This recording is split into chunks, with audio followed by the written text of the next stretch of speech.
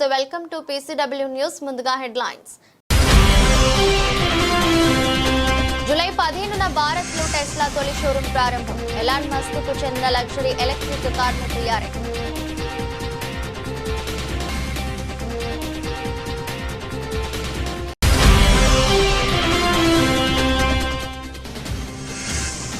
నాకు హైకమాండ్ నుంచి పూర్తి మద్దతు ఉంది సీఎం మార్పుపై సిద్ధరామయ్య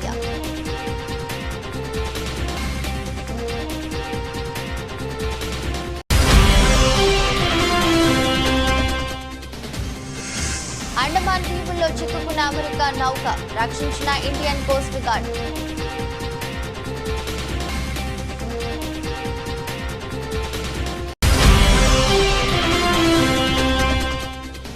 కాంగ్రెస్ పార్టీ తెలంగాణకు 50 ఏళ్లుగా చేసిన మూసాలకు cover point presentation మండిపడ్డ Harish Rao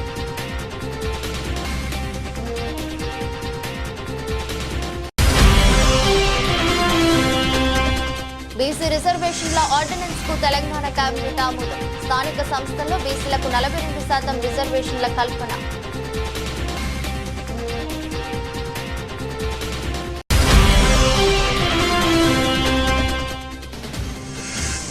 Kakinada GGH ఘటన వారిపై కఠిన చర్యలకు సీఎం చంద్రబాబు ఆదేశం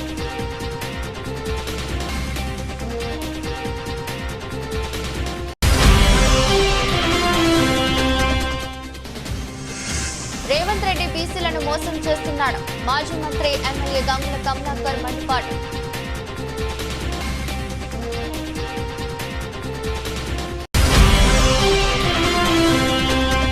కల్తీ కల్లు ఘటనలో కాంగ్రెస్ ప్రభుత్వం చర్యలు చేపట్టడంలో అలసత్వం కూకట్పల్లి నియోజకవర్గ ఎమ్మెల్యే మాధవరం కృష్ణారావు ఆరోపణ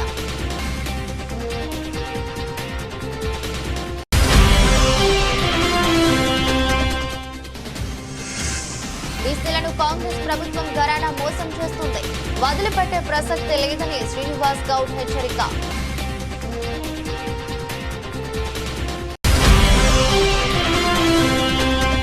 P40 పావర్టీ కార్యక్రమంపై సమీక్ష నిర్వహించిన చంద్రబాబు మార్గదర్శులను ప్రోత్సహించేందుకు చర్యలు చేపట్టాలన్న సీఎం ప్రపంచ కుబేరుడు ఎలాన్ మస్క్ కు చెందిన లగ్జరీ ఎలక్ట్రిక్ కార్ల తయారీ దిగ్గజం టెస్లా భారత్ లో అడుగు పెట్టేందుకు సిద్ధమవుతుంది దేశ ఆర్థిక రాజధాని ముంబైలో తొలి షోరూం ప్రారంభించనున్నట్లు తెలిసింది మరో 4 రోజుల్లో అంటే జూలై 15న టెస్లా భారత్ లో తొలి షోరూం ను అఫీషియల్ గా లాంచ్ చేయనున్నట్లు ప్రముఖ వార్తా సంస్థ రాయిటర్స్ నివేదించింది ముంబై జియో వరల్డ్ లో ఈ షోరూం ప్రారంభించనున్నట్లు తెలిసింది ఇందుకోసం ఇప్పటికే టెస్లా సంస్థ వై మోడల్ కార్లను చైనాలోని షాంఘై నగరంలో గల తమ ఫ్యాక్టరీ నుంచి తీసుకొచ్చినట్లు సమాచారం డిమాండ్ ను బట్టి ఆ తర్వాత ఢిల్లీలోనూ షోరూం ఏర్పాటు చేయాలనే ప్రణాళికతో టెస్లా ఉందని సదరు నివేదికలు వెల్లడించాయి ఈ షోరూం కోసం ముంబై నడిబొడ్డున Bandra Kurla complex business district లో 4000 చదరపు అడుగుల స్థలాన్ని టెస్లా సంస్థ అద్దెకు తీసుకున్నట్లు ఇటీవలే వార్తలు వచ్చిన విషయం తెలిసిందే పార్కింగ్ సౌకర్యాలు గల ఈ షోరూం స్పేస్ కు గాను company promoter billionaire Elon Musk నెలకు 35 లక్షలు అద్దె చెల్లించనున్నారని తెలిసిందే అద్దె ఏడాదికి 5% పెంపు ప్రాతిపదికన 5 ఏళ్ల కాలానికి యూనికో ప్రాపర్టీస్ నుంచి లీజుకు తీసుకుంది ఈ ప్రాపర్టీ గ్రౌండ్ ఫ్లోర్ దేశీయంగా ఏర్పాటైన తొలి యాపిల్ స్టోర్ కు దగ్గరగా ఉంటుంది రెంటల్ అగ్రిమెంట్ ఫిబ్రవరి 27న రిజిస్టర్ అయింది 2.11 కోట్ల సెక్యూరిటీ డిపాజిట్ గా కూడా టెస్లా జమ చేసినట్లు సమాచారం ఎలాన్ మస్క్ సారథ్యంలోని టెస్లా భారత మార్కెట్ లోకి అడుగు పెట్టేందుకు ఎంతో కాలంగా ప్రయత్నాలు చేస్తున్న విషయం తెలిసిందే భారత్ విధించే దిగుమతి సుంకాలు తమకు అడ్డంకిగా మారాయని టెస్లా గతంలోనే పేర్కొంది అయితే భారత ప్రధానమంత్రి నరేంద్ర మోదీ ఇటీవల అమెరికాలో పర్యటించిన విషయం తెలిసిందే 2 రోజుల పర్యటనలో భాగంగా టెస్లా బాస్ ఎలాన్ మస్క్ తో భేటీ అయ్యారు ఆ భేటీలో వాణిజ్య అంశాలపై చర్చించినట్లు తెలిసిందే ఇందులో భాగంగా టెస్లా భారత్ లో ప్రవేశానికి సంబంధించిన కీలక అంశాలను కూడా ఇరువురు ప్రస్తావించినట్లు సమాచారం మోదీ అమెరికా పర్యటన సమయంలోనే భారత్ లో టెస్లా విస్తరణకు బీజం పడింది ఆటోమొబైల్ రంగంలో కొత్త ఒరవడి సృష్టించిన టెస్లా కంపెనీ ఎలక్ట్రిక్ కార్ల మార్కెట్ కు ఈసారి భారత్ ను ఎంచుకుంది యూరప్ చైనాలో అమ్మకాలు పడిపోవడంతో ఇండియాలో సొమ్ము చేసుకోవాలనే ఆలోచన ఉంది ఎలాన్ మస్క్ సంస్థ అందులో భాగంగానే ముంబైలో తమ తొలి షోరూమ్ ను ప్రారంభించేందుకు సిద్ధమైంది ప్రస్తుతం ఎలక్ట్రిక్ కార్లలో అత్యధిక అమ్మకాలతో రికార్డు నెలకొల్పిన వై మోడల్ కారు ధర పన్నులు బీమా కలిపితే 48 లక్షల పైన ఉండనుంది కర్ణాటకలో ముఖ్యమంత్రిని కాంగ్రెస్ అధిష్టానం మారుస్తుందని డిప్యూటీ సీఎం డీకే శివకుమార్ ను సీఎంను చేస్తారంటూ విస్తృతంగా ప్రచారం జరుగుతున్న విషయం తెలిసిందే. కర్ణాటకలో నాయకత్వ మార్పు ఉండదని, తానే ముఖ్యమంత్రిగా కొనసాగుతానని స్వయంగా సీఎం సిద్ధరామయ్య స్పష్టం చేసినప్పటికీ దీనిపై చర్చ మాత్రం ఆగడం లేదు. ఈ అంశంపై సిద్ధరామయ్య తాజాగా మరోసారి స్పందించారు. కాంగ్రెస్ హైకమాండ్ నుంచి తనకు పూర్తి మద్దతు ఉందని పేర్కొన్నారు. ఢిల్లీలో కాంగ్రెస్ హైకమాండ్ తో సిద్ధరామయ్య ఇవాళ ప్రత్యేకంగా భేటీ అయ్యారు. భేటీ అనంతరం మీడియాతో మాట్లాడారు. సోనియా గాంధీ, రాహుల్ గాంధీ, ప్రియాంక గాంధీ సహా కాంగ్రెస్ అగ్ర నాయకుల పూర్తి మద్దతు తనకు ఉందని పేర్కొన్నారు. నాయకత్వ మార్పు అంశం హైకమాండ్ వద్ద లేదు. భేటీలో దాని గురించి చర్చ జరగలేదు. గాంధీలు సహా కాంగ్రెస్ అగ్ర నాయకుల పూర్తి మద్దతు నాకు ఉంది. వారి మద్దతు లేకుంటే నేను సీఎం పదవిలో కొనసాగి ఉండేవాడిని కాదు అంటూ చెప్పుకొచ్చారు. నాయకత్వ మార్పు అంశంపై సిద్ధరామయ్య గురువారం స్పష్టతనిచ్చిన విషయం తెలిసిందే. కర్ణాటకలో ముఖ్యమంత్రిని కాంగ్రెస్ అధిష్టానం మారుస్తుందని, డిప్యూటీ సీఎం డీకే శివకుమార్ ను సీఎంను చేస్తారంటూ విస్తృతంగా జరుగుతున్న ప్రచారానికి తెరదించారు. రాష్ట్రంలో 5 ఏళ్ల పాటు పూర్తి కాలం తానే ముఖ్యమంత్రిగా ఉంటానని, డీకేను సీఎంను చేయడానికి పదవి నుంచి దిగిపోమ్మని అధిష్టానం తనకు అడిగినట్టు జరుగుతున్న ప్రచారంలో ఎంత మాత్రం వాస్తవం లేదని స్పష్టం చేశారు. 5 ఏళ్ల పాటు నేనే సీఎంగా ఉంటా. ఈ విషయం నేను ఎప్పుడో స్పష్టం చేశా. జూలై 2న చేసిన ప్రకటనలో కూడా ఇదే విషయం చెప్పా. ఆ రోజు నా పక్కన శివకుమార్ కూడా ఉన్నారని పేర్కొన్నారు. సీఎం పదవిపై డీకే ఆశపడుతున్న విషయంపై ఆయన మాట్లాడుతూ, డీకే కూడా ఈ పదవికి ఆశావహుడే, అందులో ఎలాంటి తప్పు లేదు. ఆయన కూడా ఇదే విషయాన్ని పేర్కొన్నారు. కానీ సీఎం కుర్చీ ప్రస్తుతం ఖాళీ లేదని చెప్పారు. అమెరికాకు చెందిన సైలింగ్ నౌక సీ ఏంజిల్ అండమాన్ నికోబార్ దీవుల్లోని ఇందిరా పాయింట్ కు సుమారు 52 నాటికల్ మైళ్ల వద్ద చిక్కుకుపోయింది. అయితే ఆ నౌకతో పాటు దాంట్లో ఉన్న 2 సెయిలర్లను భారతీయ కోస్ట్ గార్డు రక్షించింది. జూలై 10వ తేదీన ఈ ఘటన జరిగింది. 2 సిబ్బందితో బయలుదేరిన అమెరికా పడవ నికోబార్ దీవుల వద్ద తీవ్ర ఒడిదుడుకులకు లోనైంది. చాలా ప్రతికూల వాతావరణం నేపథ్యంలో ఆ నౌక ఇందిరా పాయింట్ సమీపంలో చిక్కుకుపోయింది. అయితే సహాయం కోసం ఆ నౌక అలర్ట్ చేసింది. ఎంఆర్సీసీ పోర్ట్ బ్లెయిర్ సమీపంలో ఉన్న నౌకలకు ఆ హెల్ప్ కాల్ గురించి అలర్ట్ చేసింది. ప్రోటోకాల్ ప్రకారం రెస్క్యూ ఆపరేషన్ చేపట్టారు. భారతీయ కోస్ట్ గార్డుకు చెందిన ఐసీజీ రాజ్ వీర్ నౌకను సహాయం కోసం పంపారు. సముద్రంలో చిక్కుకున్న అమెరికా నౌకతో ఐసీజీ రాజ్ వీర్ లింకు ఏర్పరచుకున్నది. బలమైన గాలులు వీస్తున్న సిబ్బంది సురక్షితంగా, ఆరోగ్యంగా ఉన్నట్లు గుర్తించారు. జూలై 11వ తేదీన ఆ నౌకను విజయవంతంగా క్యాంప్ బెల్ బే హార్బర్ కు తరలించారు. కృష్ణానదిలో 763 టీఎంసీలు కావాలని కేసీఆర్ పోరాటం చేశాడు. మన లాయర్లు, అధికారులు 763 టీఎంసీల కోసం కోట్లాడుతుంటే రేవంత్ రెడ్డి 500 టీఎంసీలు చాలు అంటుండు. ఉత్తమ్ కుమార్ రెడ్డి ఏమో 563 టీఎంసీలు చాలు అంటుండు. మీరు ఇరిగేషన్ డిపార్ట్మెంట్తో మాట్లాడి విషయ పరిజ్ఞానం పెంచుకుని తర్వాత మీడియా ముందు మాట్లాడండి. బేసిన్లు తెలవనుడు ముఖ్యమంత్రి అయ్యిండు, బేసిక్లు తెలవనుడు నీళ్ల మంత్రి అయ్యిండు. రేవంత్ రెడ్డి ఇచ్చింది పవర్ పాయింట్ ప్రెజెంటేషన్ కాదు. కాంగ్రెస్ పార్టీ తెలంగాణకు 50 ఏళ్లుగా చేసిన మోసాలకు కవర్ పాయింట్ ప్రెజెంటేషన్ అని హరీష్ రావు మండిపడ్డారు. కృష్ణాలో కూడా ఏమంటాడు 500 చాలని రేవంత్ రెడ్డి అన్నాడు. ఉత్తమ్ కుమార్ రెడ్డి నిన్న మాట్లాడినప్పుడు ఏమన్నాడో చూడండి. నిన్న పీపీటీలో ఉత్తమ్ కుమార్ రెడ్డి ఏమంటాడు, 573 టీఎంసీల కోసం ట్రిబ్యునల్ ముందు మా న్యాయవాదులు వీరోచిత పోరాటం చేస్తుండ్రు అన్నాడు. నేను రేవంత్ రెడ్డి అజ్ఞాని అనుకున్నా గానీ ఉత్తమ్ కుమార్ రెడ్డి కూడా ఇంత పైలట్ చదువుకున్నడివి, కనీసం 20 నెలలైంది నువ్వు నీళ్ల మంత్రి అయి, గది కూడా అవగాహన తెచ్చుకోకపోతే నేను బాధపడతా ఉన్నా, చింతిస్తా ఉన్నా. ఎందుకు ఈ మాట అంటున్నా అంటే, ట్రిబ్యునల్ ముందు మన అడ్వకేట్లు 763 టీఎంసీలకు వాదనలు వినిపిస్తున్నారు. తెలంగాణ హక్కు 763 టీఎంసీలని ట్రిబ్యునల్ ముందు కృష్ణానది హక్కుల కోసం మన న్యాయవాదులు, మన ఇరిగేషన్ శాఖ పోరాటం చేస్తే 500 చాలని ముఖ్యమంత్రి అంటాడు, 573 చాలని నీళ్ల మంత్రి అంటాడు. మీరు అసలు ఏం మాట్లాడుతున్నారు? అంటే మీ మాటలు ఈ రాష్ట్ర ప్రయోజనాలకు గొడ్డలు పెట్టు. నష్టం జరుగుతాయి ఈ రాష్ట్రానికి, అన్యాయం చేస్తా ఉన్నారు ఈ రాష్ట్రానికి. ఏంది మీరు అసలు చంద్రబాబు నాయుడు చెప్పినట్టు పనిచేస్తుండ్రా, ఈ రాష్ట్రం కోసం పనిచేస్తుండ్రా? 500 చాలు, 573 చాలు అనేటువంటి మాటలు అజ్ఞానంతో కూడినటువంటి మాటలు. మన న్యాయవాదులు 763 టీఎంసీల కోసం పోరాటం చేస్తున్నారు. ఇంకోసారి అజ్ఞానాన్ని వీడండి, బాగా చదువుకొని డిపార్ట్మెంట్ తో. తెలంగాణ తెలంగాణలో స్థానిక సంస్థల ఎన్నికల నిర్వహణకు రాష్ట్ర ప్రభుత్వం కీలక ముందడుగు వేసింది. బీసీ రిజర్వేషన్లు కల్పిస్తూ ఆర్డినెన్స్ జారీ చేయడానికి రాష్ట్ర మంత్రివర్గం ఆమోదం తెలిపింది. కేబినెట్ సమావేశం అనంతరం మంత్రులు పొంగులేటి శ్రీనివాసరెడ్డి, పొన్నం ప్రభాకర్ తదితరులు మీడియా సమావేశంలో వివరాలను వెల్లడించారు. బీసీలకు 42% రిజర్వేషన్లు అమలు చేసిన తర్వాతే స్థానిక సంస్థల ఎన్నికలకు వెళతామని మంత్రి పొంగులేటి శ్రీనివాసరెడ్డి స్పష్టం చేశారు. ఇందుకోసం 2018లో తెచ్చిన చట్టాన్ని సవరించాలని నిర్ణయించినట్లు ఆయన తెలిపారు. దేశంలోనే ఆదర్శంగా రాష్ట్రంలోనే కులగణన ప్రక్రియను విజయవంతంగా పూర్తి చేశామని ఈ సందర్భంగా గుర్తు చేశారు. మంత్రివర్గ సమావేశంలో మరికొన్ని కీలక నిర్ణయాలు కూడా తీసుకున్నారు. ప్రతిష్టాత్మక విద్యా సంస్థలైన అమిటీ, సెంటినరీ, రిహాబిలిటేషన్ కు ప్రైవేట్ యూనివర్సిటీ హోదా కల్పిస్తూ కేబినెట్ ఆమోదం తెలిపిందని పొంగులేటి వివరించారు. ఈ యూనివర్సిటీలలో రాష్ట్ర విద్యార్థులకు 50% సీట్లు కేటాయించనున్నట్లు తెలిపారు. మంత్రి పొన్నం ప్రభాకర్ మాట్లాడుతూ రాష్ట్రంలో ఉద్యోగాల భర్తీ ప్రక్రియను వేగవంతం చేస్తున్నామని అన్నారు.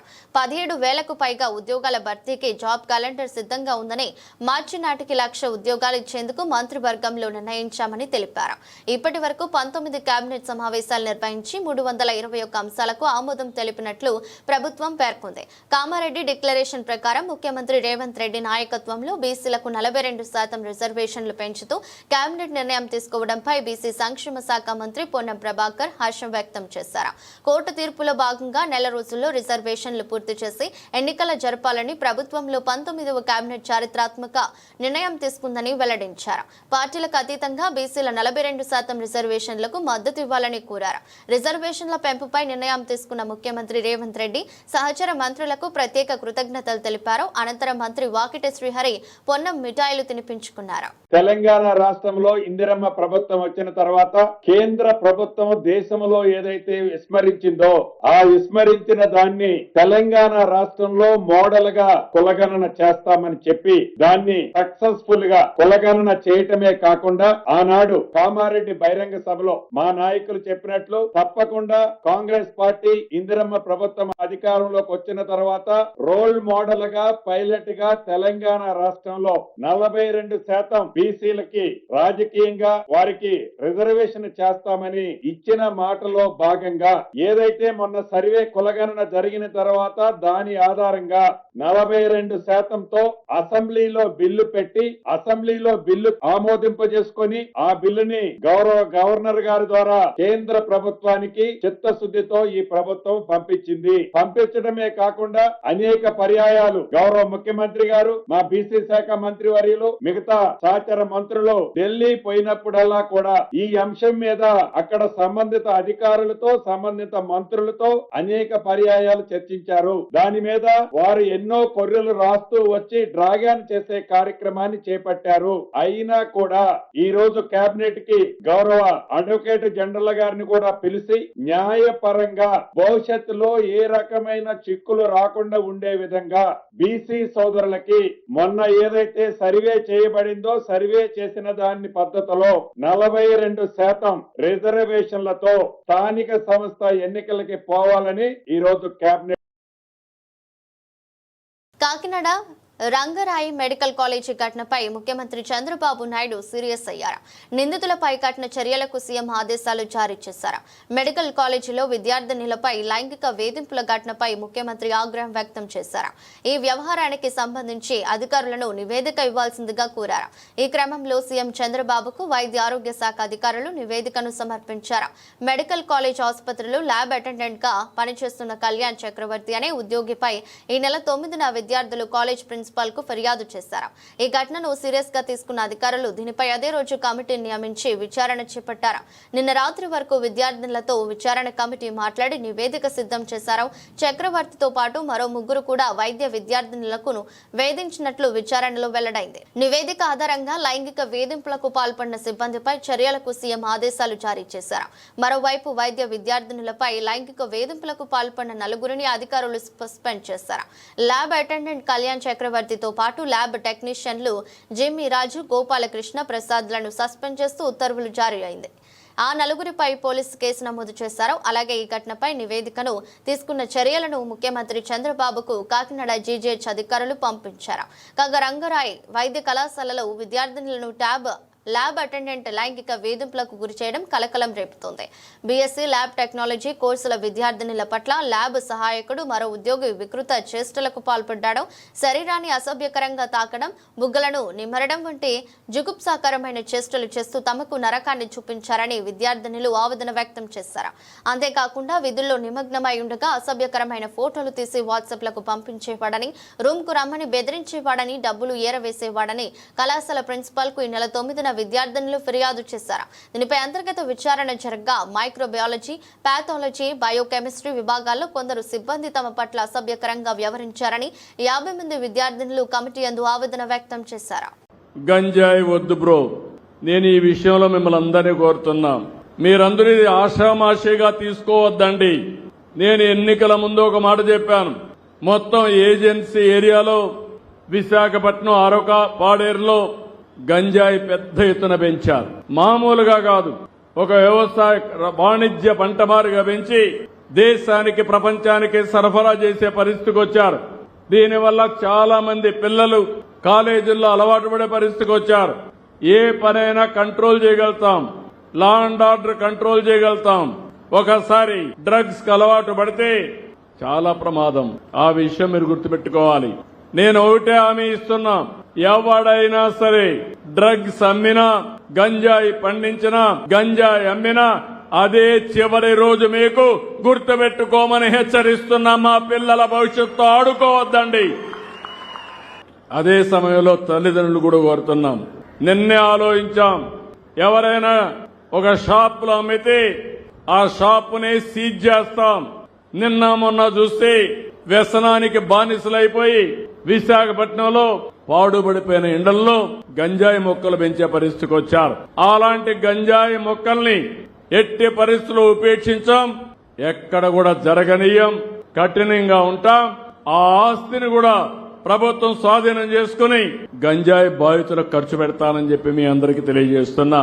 అవసరమైతే భవిష్యత్తులో నేను హెచ్చరిస్తున్నా, మీరు మారకపోతే మీకు ఇచ్చే సంక్షేమ కార్యక్రమాలు కూడా బంద్ చేస్తామని వారందరికీ హెచ్చరిస్తున్నా. బీసీ బిల్లును రాజ్యాంగంలోని 9వ షెడ్యూల్లో పొందుపరచకపోతే ఊరుకోమని కేంద్రం మీద ఒత్తిడి తెచ్చారా? ఢిల్లీకి పోయి ఒక్కరోజు ధర్నా చేసి తూతూ మంత్రంగా చేసి వచ్చేశారా?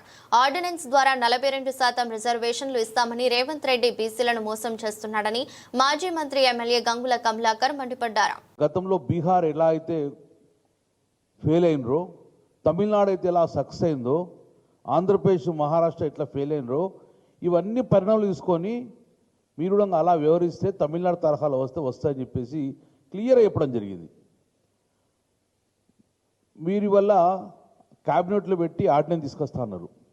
నేను రేవంత్ రెడ్డి ప్రభుత్వానికి సూటిగా ప్రశ్నిస్తున్నాను. నిజంగానే ఆర్డినెన్స్ ద్వారా రిజర్వేషన్ కలవాలంటే మరి 20 నెలలు ఎందుకు కాలయాపన చేశారు? 150-160 కోట్లు ఎందుకు ఖర్చు చేశారు? ఎందుకు కమిటీలు వేశారు? ఎందుకోసం మీరు ఇవన్నీ కాలేపించారు? నిజంగానే ఆర్డినెన్స్ ద్వారా తీయాలనుకుంటే 20 నెలల ముందే ఆర్డినెన్స్ ద్వారా చేయొచ్చు ఎన్నికల ప్రక్రియ. అంటే ఒక మోసం చేసే ప్రక్రియ చేస్తున్నారు. మళ్ళీ నేను ఒక్కసారి చెప్తున్నాను, ఇది మీరు ఏం ప్రెజర్ చేశారు? 1990లో జయలలిత గారు 3 సంవత్సరాలు ప్రెజర్ వేసుకొని 1994లో ఢిల్లీలో కూర్చొని ఒత్తిడి తెచ్చారు. మరి మీరేం తెచ్చిండ్రు ఒత్తిడి?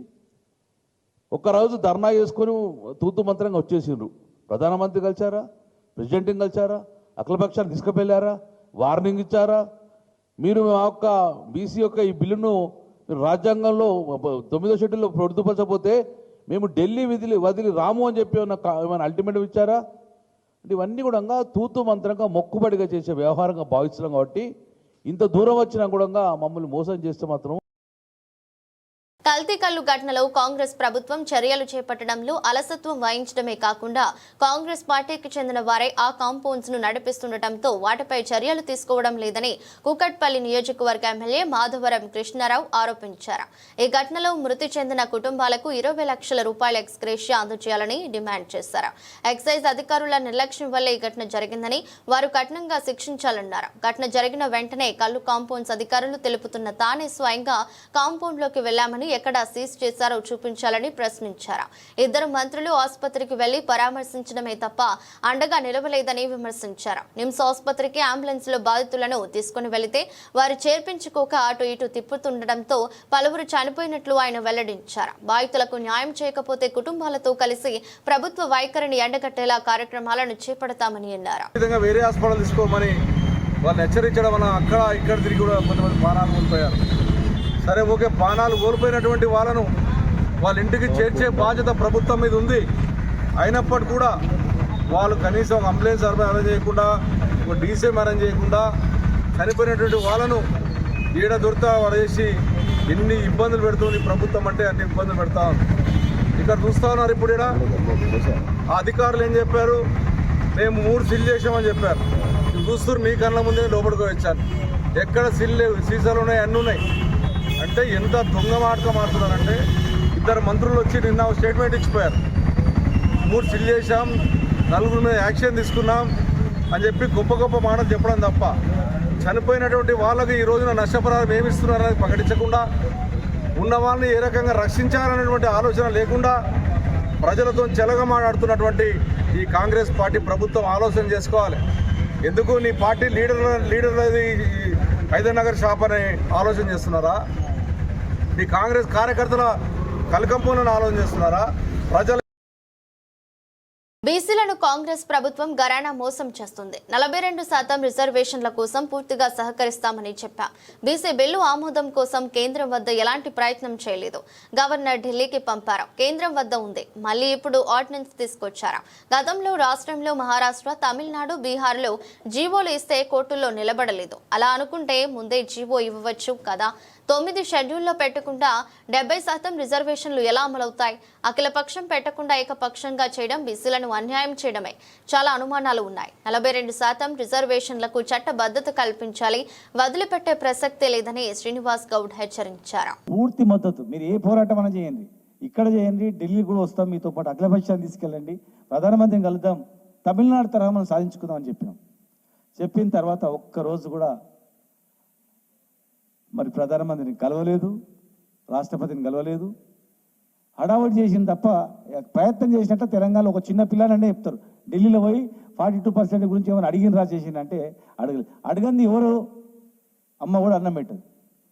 మరి ఈరోజు సడన్గా క్యాబినెట్ సమావేశాలు పెట్టి గవర్నర్ ఆర్డినెన్స్ అంటున్నారు. ఇదే గవర్నర్ గారు రాష్ట్రపతికి పంపిండు, అక్కడ పెండింగ్లో ఉంది. మళ్ళీ మీరు ఇప్పుడు ఆర్డినెన్స్ అని చెప్తున్నారు. ఆర్డినెన్స్ జియో ఇచ్చి ఆర్డినెన్స్ ద్వారా తెస్తామంటున్నారు. గతంలో 2018లో 396 జియో ద్వారా 34% పెంచి ఇదే మేము గవర్నర్ ద్వారా మేము రిజర్వేషన్ ఇచ్చి పెంచి ఇద్దామనే ప్రయత్నం చేస్తే స్వప్నారెడ్డి అనే ఒక పిటిషనర్ హైకోర్టులో వేసి కొట్టేశారు. ఈ 396 మీలాగా మేము ఇచ్చిన జియో ఆల్రెడీ కొట్టేయంగా సుప్రీంకోర్టుకి వెళ్తే సుప్రీంకోర్టు కూడా మీరు విత్డ్రా చేసుకుంటారా అని చెప్పి బెదిరించి విత్డ్రా చేయించుకోగా, మహారాష్ట్రలో కూడా సేమ్ జియో ఇస్తే ఎలక్షన్ నోటిఫికేషన్ తర్వాత కూడా రద్దు చేయంగా, మీ కళ్ళ ముందర కనిపించంగా, తమిళనాడులో 3 సార్లు ఆంక్షలు పెట్టంగా,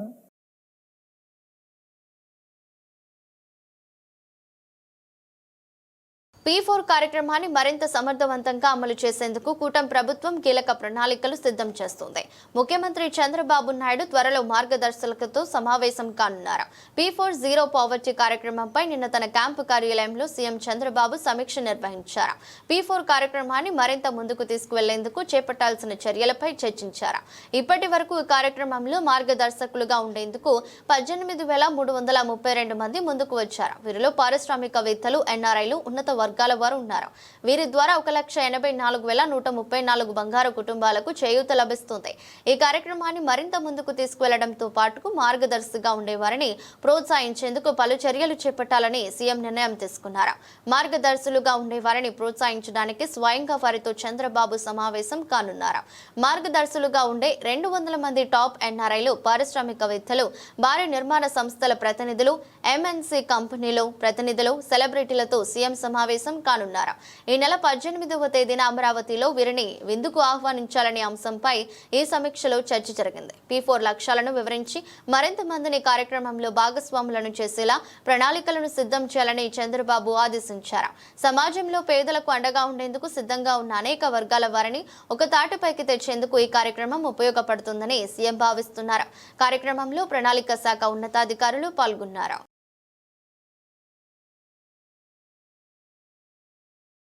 బంగారం ధరలు రోజు రోజుకు పెరుగుతున్నాయి. పేద మధ్యతరగతి కుటుంబాల వారికి షాక్ ఇస్తున్నాయి. ఓ రోజు తగ్గి 3 రోజులు పెరుగుతున్నాయి. గత నెలలో 94,000 దగ్గర ట్రేడ్ అయిన స్వచ్ఛమైన 24 క్యారెట్ల బంగారం ధర ఇప్పుడు 98,000 దగ్గర ట్రేడ్ అవుతుంది. అంతర్జాతీయ మార్కెట్లో ఔన్స్ ధర $3,300 పైన ఉంది. గత సంవత్సరంతో పోల్చుకుంటే ఈ సంవత్సరం బంగారం ధరలు 37.63% పెరిగాయి. గత 24 రోజుల పరిస్థితి చూసుకుంటే బంగారం ధరలు 70% పెరిగాయి. హైదరాబాద్ నగరంలో నిన్న 10 గ్రాముల 22 క్యారెట్ల బంగారం ధర $90,200 దగ్గర, 10 గ్రాముల 24 క్యారెట్ల బంగారం ధర $98,400 దగ్గర, 10 గ్రాముల 18 క్యారెట్ల బంగారం ధర $73,800 దగ్గర ట్రేడ్ అయింది. నిన్నటితో పోల్చుకుంటే 10 గ్రాముల బంగారంపై గ్రాముకు ₹1 చొప్పున ₹10 పెరిగింది. 10 గ్రాముల 24 క్యారెట్ల బంగారం ధర $98,410 దగ్గర, 10 గ్రాముల 22 క్యారెట్ల బంగారం ధర $90,210 దగ్గర, 10 గ్రాముల 18 క్యారెట్ల బంగారం ధర $73,810 దగ్గర ట్రేడ్ అవుతుంది. ఇంగ్లాండ్తో జరుగుతున్న 3వ టెస్టులో భారత కెప్టెన్ శుభ్మన్ గిల్ తనలోని మరో కోణాన్ని ప్రదర్శించాడు. బంతితోనే కాకుండా మాటలతోనూ ప్రత్యర్థులను ఎలా దెబ్బ కొట్టాలో చూపిస్తూ మైండ్ గేమ్తో ఆకట్టుకున్నాడు. దూకుడుగా ఆడే ఇంగ్లాండ్ బ్యాటర్లు 2వ సెషన్లో నెమ్మదించడంతో వారిని ఉద్దేశించి ఇక ఆసక్తికరమైన క్రికెట్ ఉండదు, బోరింగ్ టెస్టు క్రికెట్కు తిరిగి స్వాగతం అంటూ గిల్ వ్యంగ్యంగా వ్యాఖ్యానించాడు. గిల్ చేసిన ఈ వ్యాఖ్యలు స్టంప్ మైక్లో రికార్డ్ అయ్యాయి. గురువారం ప్రారంభమైన ఈ మ్యాచ్లో గిల్ కెప్టెన్సీ పరంగానూ తనదైన ముద్ర వేశాడు. తొలి సెషన్లో ఇంగ్లాండ్ ఓపెనర్లు కుదుర్చుకుంటున్న సమయంలో 14వ ఓవర్లో fast bowling allrounder Nitish Kumar రెడ్డికి బంతినిచ్చాడు. కెప్టెన్ నమ్మకాన్ని నిలబెడుతూ నితీష్ తన తొలి ఓవర్లోనే 2 కీలక వికెట్లు పడగొట్టి ఇంగ్లాండ్ను దెబ్బతీశాడు. మొదట బెన్ డకెట్, ఆ తర్వాత జాక్ క్రాలీని పెవిలియన్ కు పంపాడు. అంతకుముందు టాస్ గెలిచిన England captain Ben Stokes batting ఎంచుకున్నాడు. లంచ్ విరామానికి 83 పరుగులకు 2 వికెట్లు కోల్పోయిన ఇంగ్లాండ్ టీ విరామ సమయానికి మరో వికెట్ నష్టపోకుండా 153 పరుగులు చేసింది. జో రూట్, ఓలీ పోప్ నిలకడగా ఆడుతూ ఇన్నింగ్స్ ను చక్కదిద్దారు. 2వ సెషన్లో ఇంగ్లాండ్ కేవలం 24 ఓవర్లలో 70 పరుగులు మాత్రమే చేసింది. ఇదిలా ఉండగా మ్యాచ్ మధ్యలో వికెట్ కీపర్ రిషబ్ పంత్ చేతివేలికి గాయమవడంతో మైదానం వీడాడు. అతని స్థానంలో ధ్రువ్ జులెరా కీపింగ్ బాధ్యతలు చేపట్టాడు. వార్తలు ముగించే ముందు మరోసారి హెడ్లైన్స్. జూలై 15న భారత్లో టెస్లా తొలి షోరూం ప్రారంభం. ఎలాన్ మస్క్ కు చెందిన లగ్జరీ ఎలక్ట్రిక్ కార్ల తయారీ.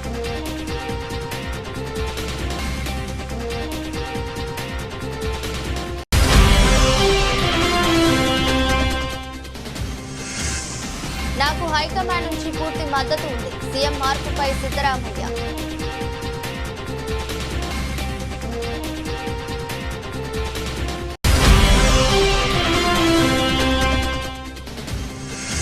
అండమాన్ దీవుల్లో చిక్కుకున్న అమెరికా నౌక రక్షించిన ఇండియన్ కోస్ట్ గార్డ్.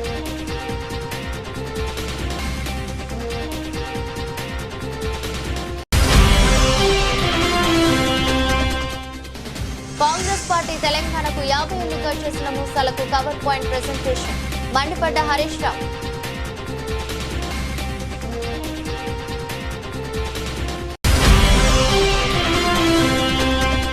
బీసీ రిజర్వేషన్ల ఆర్డినెన్స్ కు తెలంగాణ కేబినెట్ ఆమోదం. స్థానిక సంస్థల్లో బీసీలకు 42% రిజర్వేషన్ల కల్పన.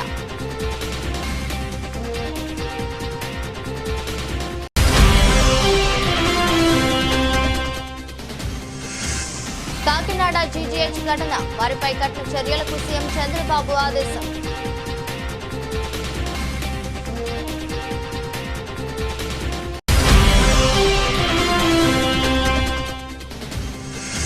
రేవంత్ రెడ్డి బీసీలను మోసం చేస్తున్నాడు. మాజీ మంత్రి ఎమ్మెల్యే గంగుల కమలాకర్ మండిపాటు.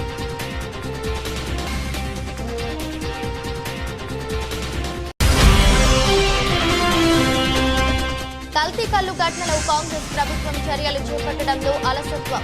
కూకట్పల్లి నియోజకవర్గ ఎమ్మెల్యే మాధవరం కృష్ణారావు ఆరోపణ.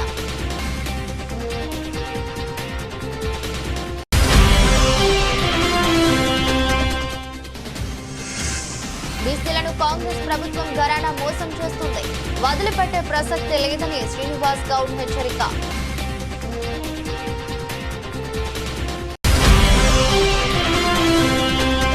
P40 పావర్టీ కార్యక్రమంపై సమీక్ష నిర్వహించిన చంద్రబాబు మార్గదర్శులను ప్రోత్సహించేందుకు చర్యలు చేపట్టాలన్న సీఎం. ఈ దృష్టి బులెటిన్ మరో బులెటిన్లో మళ్ళీ కలుద్దాం. అంతవరకు సెలవు. నమస్కారం.